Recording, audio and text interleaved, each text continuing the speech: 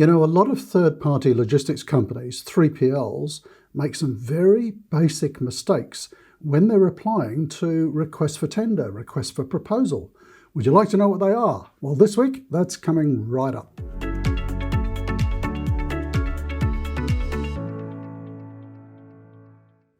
So welcome to Supply Chain Secrets. Now look, I'm not trying to be a smart ass here at all, but I've been in the industry for over 40 years, the last 25 years consulting, and I've been involved in hundreds and hundreds of logistics outsourcing assignments. Some in the early days I used to help 3PLs put their bids together, but more commonly now it's actually helping clients through the outsourcing process, providing a framework for them to work through, helping them evaluate bids and so on. So I see dozens, if not hundreds, of 3PL bids.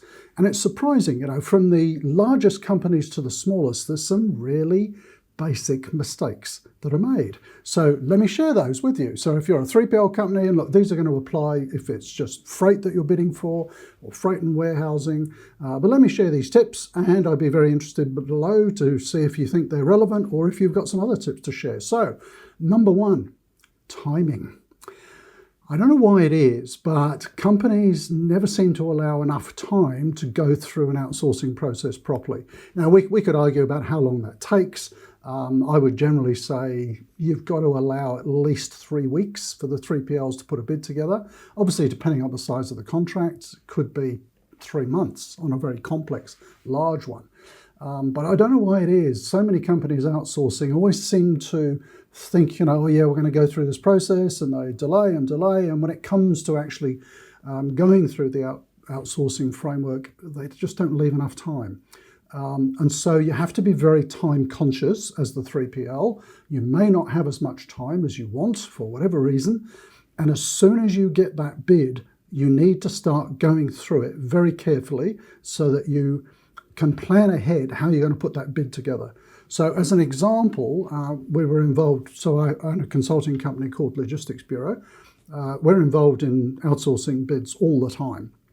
And we had one currently where I think the client had allowed 3 weeks for the responses to come in. And in checking with the various 3PLs, you know, one of them 10 days after the tender went out hadn't really even looked at it. That's really disappointing because the time frame was short already.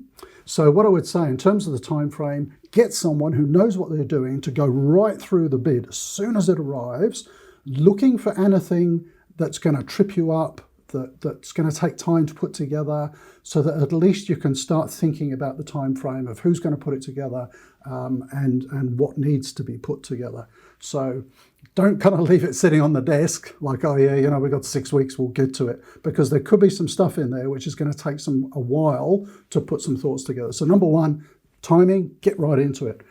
Number two, following on very close behind that, is get into the data.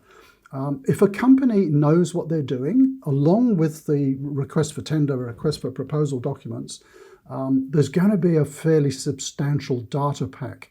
And this is generally going to be about things like customer demand, customer locations, inventory levels, all that kind of stuff. If it's warehousing, number of orders being processed, because you need to know all of the picking activity and so on. Get into that data quick.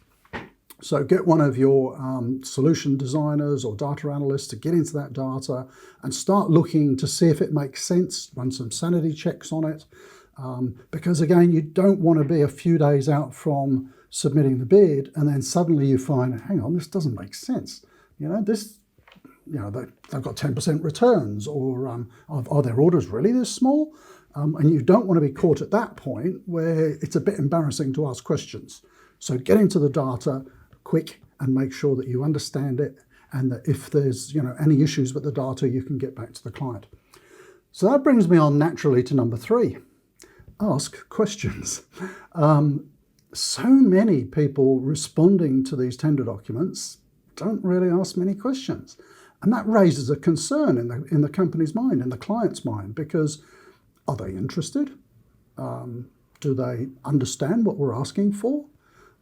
So communication's really important. Now, there can be a reluctance to ask questions. I know that, depending on how the bid is being managed, because some companies will say that ask us all the questions that you like, and if we think the question that you've asked highlights a gap in information in our documentation or something that we believe all of the potential suppliers need to know the answer to, we'll share that with everybody. And so this can actually create a situation where the 3PLs are really a bit reluctant to ask that smart question because they're worried that everybody's going to get the answer and everyone will get the benefit of the answer. So try to build a good relationship with the company that's leading the process, and an open relationship where you can actually ask all the questions you want. And I see it from the client side all the time, and they like it when they get lots of questions because it shows interest. It shows that you're getting into the putting the bid together. You're asking sensible questions, coming up with ideas. So that's really important. Number 4, I would say, and this might be an Australian term, but don't cherry pick.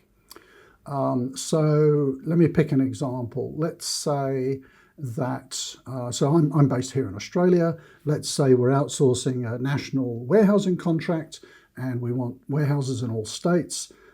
Maybe one of the companies will come back and say, oh, look, we can provide warehousing in all the states except Western Australia. So we'll bid on the rest, but not Western Australia. Doesn't work like that.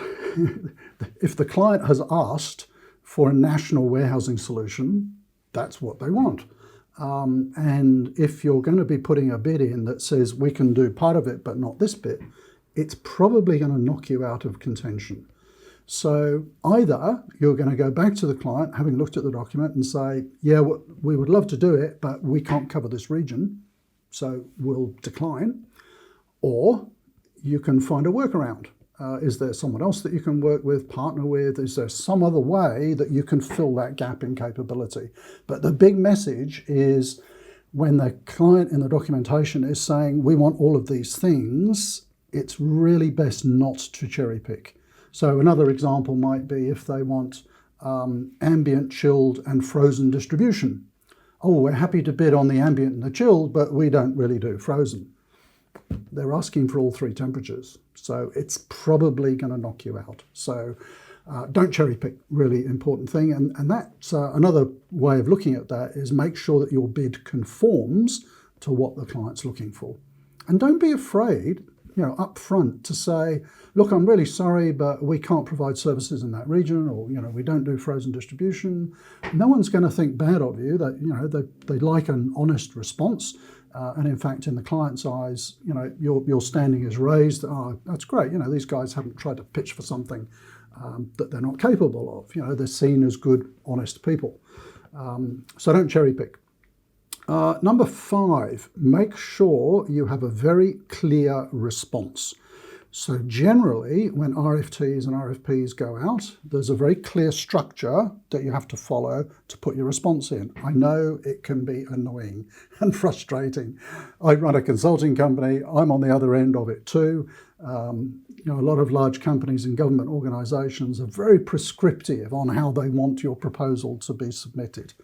Look, it's just the name of the game. You have to do that. So make sure that you are following the structure that the client has asked for. Again, if it's not conforming, it goes against you.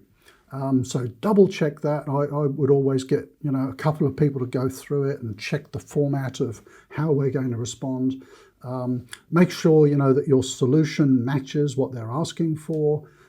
Put yourself in the client's shoes and think, if I was getting this bid, would I be really happy with it? So has it ticked all the boxes? Is it nice and clear? Does it hit all the hot buttons? So think of it from the client's perspective. And if it's not ticking all the boxes, have a think about how you can make it do that. So that's really important. Make sure you get the structure right. And again, on that conforming issue, if you've got better ideas, so very often the client will be saying, we want you to do this like that, and they're being very prescriptive about the service. If you've got better ideas of how it can be done, put it in, but have a conforming bid first, and then you can say in another section, But, Mr. Client, we think there's a much better way of doing this actually, so would you like to consider this? The conforming bid gets you onto the short list, gets you into that final selection. Number 6, the cost structures. Again, very often with the documentation will be a very detailed cost matrix. So we want you to show the costs for all of the activities. We want you perhaps to show the resourcing and the costs for the warehousing, for the transport, all of the different rates and so on. And I know that some companies are reluctant to have sort of total visibility and transparency of that. They're concerned that their margins are going to be too visible.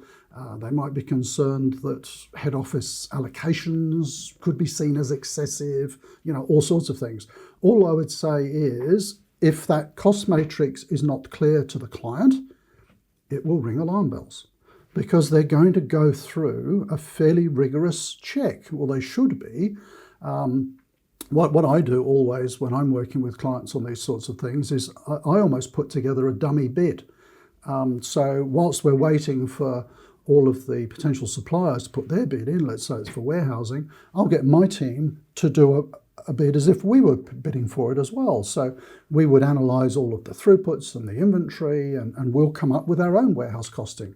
And we'll be saying, okay, Miss Client, we reckon the bids are going to come in at, whatever it is, $5 million a year, plus or minus. And then if we get some coming in at 8 million or 3 million, we can say, oh, if it's too low, what didn't they understand? Or are they trying to buy the contract for some reason? That's a worry.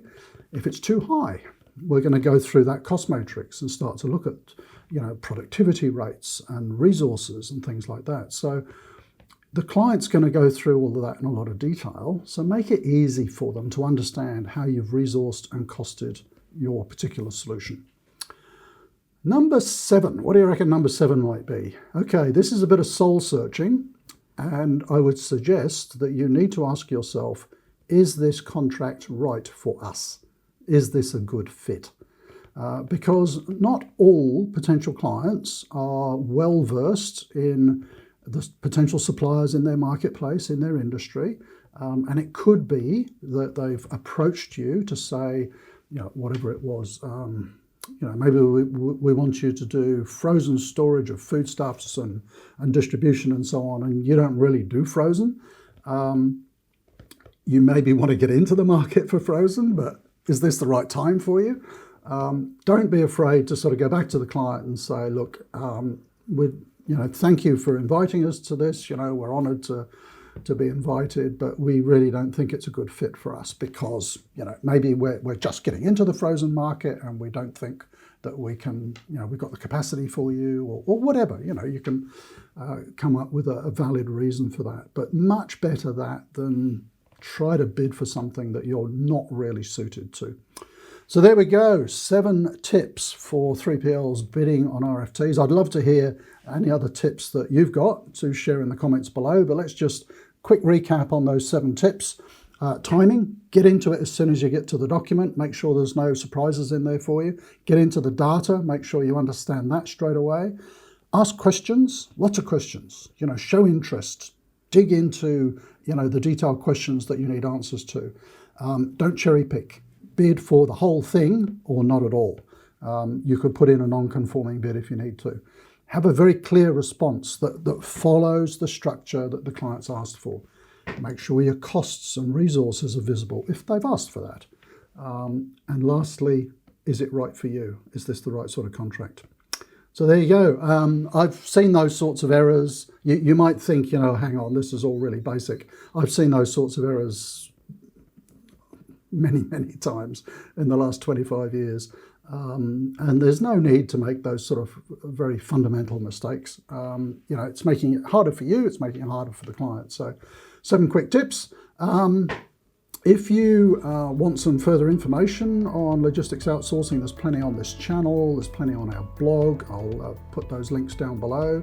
If you actually want to talk about outsourcing, maybe you're going through a logistics outsourcing process or thinking of it. Maybe you're a 3PL that's thinking, want to bounce some ideas around. by all means reach out for a chat. I'll put a link down below as well, and maybe our editors can put one up here where you can book a chat, and we'll have a chat whether you're the client or the 3PL. Always love to talk outsourcing and share some ideas. So thank you for watching. If you are new to the channel, do consider subscribing. You can just hit that red, what was it, yellow? Why is it yellow? That red subscribe button. If you hit the bell, you'll be notified every time we have a new video coming out. And they come out every Tuesday evening, Sydney time, every week. So thanks for watching and see you next week. Look forward to seeing your comments down below.